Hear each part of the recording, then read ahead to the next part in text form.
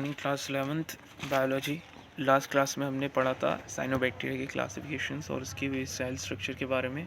अब हम next topic है हमारा आर्कीबैक्टीरिया। ठीक है, आर्कीबैक्टीरिया क्या होते हैं देखेंगे। This bacteria are special since they live in some of the most harsh habitat such as extreme salty area, halophiles, hot spring, thermoacidophiles and marshy areas, methanogens. मतलब ये जो बैक्टीरियाज होते हैं, जैसे कि हमने साइनोबैक्टीरिया के बारे में पढ़ा था कि वो बहुत ही एक्सट्रीम एनवायरनमेंट या तो बहुत ही हॉट एरिया में या तो जैसे आइसबर्ग वाले एरिया वैसे एरिया में ये एग्जिस्ट करते हैं। और आर्कीबैक्टीरिया जो है ये जो है यहाँ बता रहे हैं बहुत हार्श हैबिटेट में पाए जाते हैं। हार्श हैबिटेट मतलब एक्सट्रीमली सॉल्ट एरिया, जैसे कि हेलोफिल्स एरिया हो जाते हैं जब बहुत ज़्यादा नमक वाली झीलें होती हैं उनमें, है ना, लेक्स होती हैं उनमें। और हॉट स्प्रिंग एरिया जैसे कि थर्मो एसिडोफिल्स वाले एरिया, मार्शी एरियाज जहाँ पे मिथेनोजेंस मतलब मीथेन की जो रहती है कंटेमिनेट ज़्यादा होती है। Archaebacteria differ from other bacteria in having a different cell wall structure, and this feature is responsible for their survival in extreme condition. कि आर्कियोबैक्टीरिया जो होते हैं ये दूसरे बैक्टीरिया से अलग होते हैं इनके सेल वॉल के स्ट्रक्चर के बेसिस पे, और ये जो फीचर है इसी की वजह से ये सर्वाइव कर पाते हैं कुछ एक्सट्रीम कंडीशंस में। Methanogens are present in the gut of several ruminant animals such as cows, buffaloes, and they are responsible for the production of methane biogas from the dung of this animal. Methanogens क्या होते हैं? ये present होते हैं कुछ several ruminant animals के guts में, जैसे कि काउस और बफेलोस, और यही रिस्पॉन्सिबल होती है प्रोडक्शन ऑफ मीथेन में, इसलिए इनका नाम दिया गया है मेथेनोजेंस, क्योंकि ये मीथेन का प्रोडक्शन करती है, यानी बायोगैस का। किससे करते बायोगैस का प्रोडक्शन? काउ डंग से। तो ये आर्कियोबैक्टीरिया का छोटा सा क्लासिफिकेशन था, जिससे इससे ज़्यादा आपको कुछ इसमें स्टडी नहीं करना है। कि पहली चीज़ तो कि बहुत ही हार्श मोस्टली हार्श हैबिटेट वाले एनवायरनमेंट में ज़्यादातर पाए जाते हैं, ना। कैसे एनवायरनमेंट? जैसे एक्सट्रीमली सॉल्टी एरियाज़ हो गए आपके, एलोफिल्स, हॉट स्प्रिंग एरियाज़ हो गए, थर्मो एसिडोफिल्स और मार्शी एरिया जैसे कि मेथेनोजेंस एरिया। आर्कियोबैक्टीरियाज और अलग होती है दूसरे बैक्टीरिया से in the on the basis of a cell structure के बेसिस पर, और ये जो इनका स्ट्रक्चर है ये इनको बहुत एक फीचर बन जाता है इनके लिए, जिसकी वजह से ये बहुत ही एक्सट्रीम एनवायरनमेंट में सर्वाइव कर पाते हैं। मेथेनोजेंस बैक्टीरिया जो है ये रूमिनेंट एनिमल के कुछ किट्स जैसे कि काउज और बफेलो के डंग से मीथेन गैस का प्रोडक्शन करने में हेल्प करते हैं। नेक्स्ट बैक्टीरिया जिसका नाम है यू बैक्टीरिया। यू बैक्टीरिया क्या होते हैं देखिए, there are thousands of different you bacteria और ट्रू बैक्टीरियाज होते हैं। They are characterized by the presence of rigid cell wall and if motile a flagellum. The cyanobacteria also referred to as blue-green algae having a chlorophyll A similar to green plant and are a photosynthetic autotrophs. ये thousands के capacity में present होती है अलग अलग you bacteria, या जिसे हम दूसरा नाम दिया गया है ट्रू बैक्टीरिया भी बोला जाता है। They are characterized by the presence of rigid cell wall. इनमें एक खास तरह की, तो ये जो बैक्टीरिया रहती है इनकी सेल वॉल रिजिड होती है, और मोटाइल अगर मोटाइल होगी तो इनमें फ्लैजिलम मिलेगा, ठीक है ना। साइनोबैक्टीरियाज की तरह ही जिसका कलर होता है ब्लू ग्रीन एल्गी, जिसको हम बोलते हैं ब्लू ग्रीन एल्गी साइनोबैक्टीरियाज होते हैं। इनमें खास तरह का क्लोरोफिल ए होता है जो कि सिमिलर होता है ग्रीन प्लांट की तरह, इसलिए ग्रीन कलर के भी मोस्टली पाए जाते हैं साइनोबैक्टीरियाज। और फोटोसिंथेटिक ऑटोट्रॉफ्स होते हैं। अब cyanobacteria are unicellular colonial filamentous and freshwater marine terrestrial algae. The colonies are generally surrounded by gelatinous sheath and they often form blooms in polluted water bodies. Some of these organisms can fix atmospheric nitrogen in specialized cells called heterocysts. तो कुल मिला के ये bacteria जो है ये एक वो है, मतलब साइनोबैक्टीरिया का ही टाइप है ना, जिसका स्ट्रक्चर हम साइड में देख सकते हैं। इनके अंदर हेट्रोसिस्ट होती है जो कि सराउंडेड होती है म्यूकोलिग्नियस शीट से। म्यूकोलिग्नियस शीट इन्हें रिजिडिटी प्रोवाइड कराती है। ये मैंने आपको पढ़ा चुका है, इसलिए मैं इसे स्किप कर रहा हूँ इस बैक्टीरिया को, मतलब इस बैक्टीरिया के क्लासिफिकेशन को। ये जो हमारे सामने स्ट्रक्चर बना है इसकी मैं आपको फ़ोटो व्हाट्सएप में सेंड कर दूंगा, ठीक है ना। ये नॉस्टेक बैक्टीरिया की फ़ोटो है। आगे बढ़ते हम। नेक्स्ट हमारा जो है हेट्रोट्रॉफिक बैक्टीरिया। हेट्रोट्रॉफिक बैक्टीरिया जो होते हैं मोस्ट एबिडेंट होते हैं नेचर में। इनकी मेजॉरिटी ये होती है कि इंपॉर्टेंट डिकम्पोजर्स होते हैं। मैनी ऑफ देम, इनमें से कुछ जो होते हैं वो सिग्निफिकेंट इम्पैक्ट डालती है ह्यूमन अफेयर्स में, जैसे कि ये हेल्पफुल होते हैं दही बनाने में दूध से, प्रोडक्शन ऑफ एंटीबायोटिक्स की प्रोडक्शन में, नाइट्रोजन को फिक्स करने में हेल्प करते हैं लेगुमिनस रूट्स के थ्रू एक्सेट्रा।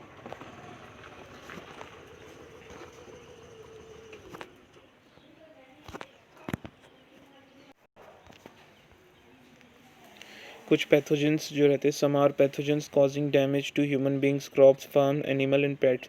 इनके कुछ पैथोजेंस है जो कि बहुत वास्ट तरीके से डैमेज कर देती है ह्यूमन बींग्स के अंदर भी, मतलब उनके डिजीज़ के लिए रिस्पॉन्सिबल होते हैं। कुछ क्रॉप्स और फार्म एनिमल्स और पेट्स के लिए। Cholera, typhoid, tetanus, citrus, canker are well-known diseases which are caused by this type of different bacteria. Bacteria reproduce mainly by fission, sometimes under unfavorable condition, and they produces spores. They also reproduce by the sort of sexual reproduction by adopting a primitive type of DNA transfer from one bacterium to the other. So there is next thing जो है, मतलब ये heterotrophic bacteria का main important type है, that is mycoplasma. So mycoplasma are those organisms that completely lack a cell wall. It means they do not have any cell wall. They are the smallest living cell known and can survive without oxygen. And it is a very smallest living cell which is survive without oxygen, without need of oxygen. Many mycoplasma are pathogenic in animal and plants. सो यहाँ पे हमारा kingdom bacteria जो था वो complete हो चुका है। Next kingdom है प्रोटिस्टा, जिसकी स्टार्ट करेंगे। So what are protista? All single cell eukaryotes are placed under protista, but the boundaries of this kingdom are not well defined. What may be a photosynthetic protistan to one biologist may be a plant to another. मतलब ये बता रहा है कि जो एक single cell eukaryotes रहती है उन्हें हम प्रोटिस्टा के अंदर कैटेगरी में इंक्लूड करते, पर इस किंगडम की बाउंड्रीज जो है इसे वेल डिफाइन नहीं कर सकते, क्योंकि कुछ फोटोसिंथेटिक प्रोस्टिशियन, यानी कुछ बायोलॉजिस्ट का ऐसा मानना है कि फोटोसिंथेटिक प्रोस्टिशियन है, तो कुछ बायोलॉजिस्ट इसे प्लांट से रेफर करते हैं. In this book we include chrysophytes, the dinoflagellates, euglenoid, etc., slim molds and protozoans under Protista. Member of Protistas are primarily aquatic, and this kingdom forms a link with the other dealing with plants, animal and fungi. कि ये जो kingdom है इसमें हम naturally हम देखेंगे कि बहुत सारे इनके जो मेंबर्स हैं वो एक्वेटिक स्पीशीज़ में मतलब मिलते हैं, और ये जो किंगडम है इसे लिंक करेंगे हम कुछ दूसरे किंगडम्स के साथ, जैसे प्लांट्स, एनिमल और फंगाई के साथ. बिंग यूकैरियोट्स होने के बावजूद प्रोस्टिशियन सेल बॉडीज़ में क्या होता है कि एक वेल डिफाइंड इसमें न्यूक्लियस होता है. कुछ other cell membrane bounded organelles होते हैं, जैसे एक्सोडर्मिक्स हो गया आपका, एंडोडर्मिस हो गया. कुछ फ्लैजिलास होता है, इनमें फ्लैजिलास और सीलियास प्रेजेंट होते हैं जो कि मूवमेंट में हेल्प करते हैं. रिजिडिटी को मेंटेन करने के लिए म्यूकोलैगिनस शीट्स भी प्रेजेंट होती है. Protist reproduce asexually and sexually by a process involving shell fusion and zygote formation.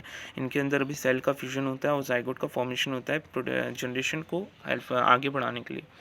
So first kind of protista is chrysophytes. Chrysophytes क्या होते हैं?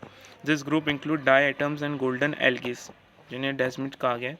They are found in fresh water as well as marine environment, के ये fresh water में, साफ पानी में और मरीन के एनवायरनमेंट में भी मिलते हैं. इनके कुछ स्पीसीज दे आर माइक्रोस्कोपिक होती है and float positively in water currents in plankton, मतलब प्लैंकटन की तरह वाटर करेंट के साथ फ्लोट होते रहती है, तैरते रहती है, और बहुत ही माइक्रोस्कोपिक होती है, बहुत ही माइन्यूट होती है.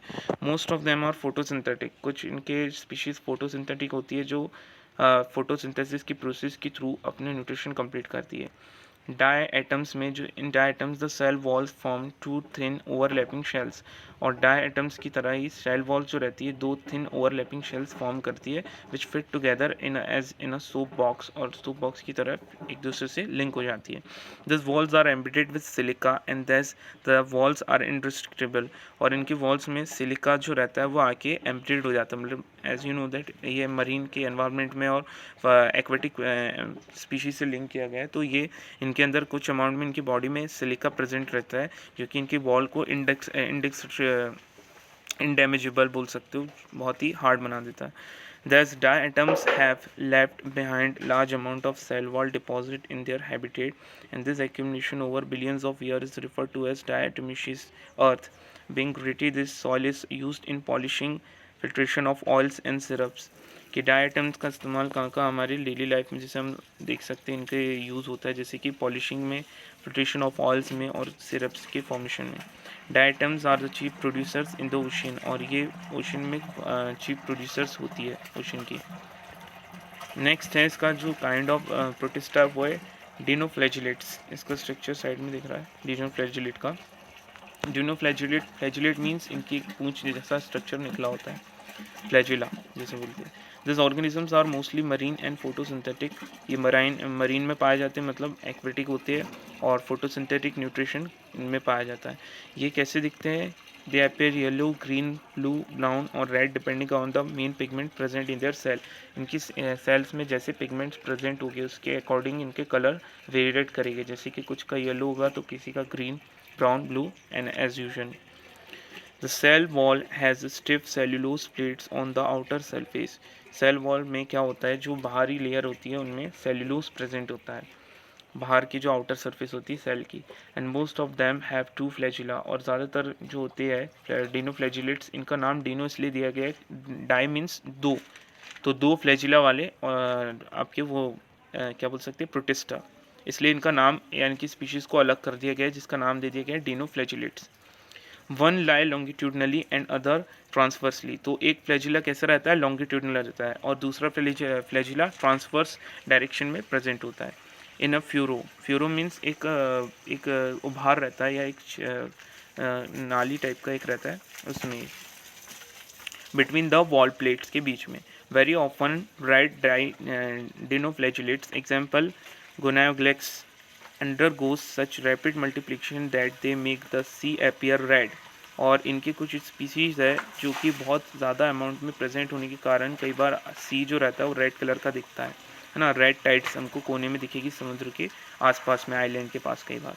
Toxin release by such large number में even kill other marine animal, और इनकी थ्रू कई सारे टॉक्सिन सब्सटेंस जो होते हैं एक्सक्रीटिव वेस्ट के थ्रू रिलीज होते हैं इनके बॉडी से, और समटाइम जब ये बहुत ज़्यादा अमाउंट में रिलीज होते हैं तो ये कई दूसरे मरीन एनिमल की डेथ का या उनके किलिंग के लिए रिस्पॉन्सिबल हो सकते हैं, जैसे कि फिशेस। नेक्स्ट इनकी जो कैटेगरी है वो है यूजुलिनॉइड्स। यूजुलिनॉइड्स क्या होते हैं, इसका डायग्राम आप देख सकते हैं, ये भी फ्लैजिलेटेड ही रहते हैं। यूजुलिनॉइड्स क्या होते हैं एक्चुअली में, majority of them in fresh water organisms found in stagnant water, कि इनकी जो ज़्यादातर majority of fresh water organisms के कैटेगरी में आती है, मतलब फ्रेश वाटर में मिलती है। Instead of a cell wall होने के बाद भी they have a protein rich layer called pellicle. इनमें एक प्रोटीन रिच लेयर होती है जिसे हम पेलिसेल बोलते हैं, इसे अंडरलाइन कर लीजिए। Which make their body flexible, इनकी बॉडी को फ्लेक्सिबल बनाती है। They have two flagella, a short and long, इनमें दो फ्लैजिला होता है, एक शॉर्ट होता है और एक लॉन्ग होता है, मतलब एक छोटा और एक बड़ा फ्लैजिला होता है। Though they are photosynthetic in the presence of sunlight, sunlight की प्रेजेंस होने के कारण ये फोटोसिंथेटिक न्यूट्रिशन करती है, और means autotrophic nutrition. And when deprived of sunlight they behave like heterotroph, और जब सनलाइट से मतलब इनको दूर हो जाती है, यानी एक तरीके से जब सनलाइट ना हो तो ये किसकी तरह बिहेव करेगी, हेटरोट्रोप्स की तरह, मतलब दूसरे ऑर्गेनिजम्स भी न्यूट्रिशन के लिए डिपेंड हो जाते हैं। By predating on other small organism, छोटे छोटे जो कीट रहते हैं और ऑर्गेनिजम्स रहते हैं उनको फीड करके अपना न्यूट्रिशन कंप्लीट करते हैं euglenoids. Interestingly the pigments of euglenoids are identical to those present in higher plants, मतलब हायर प्लांट्स में जैसे पिगमेंट्स होते हैं, क्लोरोफिल होते हैं, वैसे ही इनके अंदर भी वैसी क्लोरोफिल्स और पिगमेंट देखने को मिलेगी। For example यूजुलिना। सो मैंने आपको आज प्रोटिस्टा किंगडम के 3 मेन स्पीसीज़ के बारे में बताओ। नेक्स्ट स्पीसीज़ है स्लाइम मोल्ड्स, उसे नेक्स्ट क्लास में कंटिन्यू करेंगे।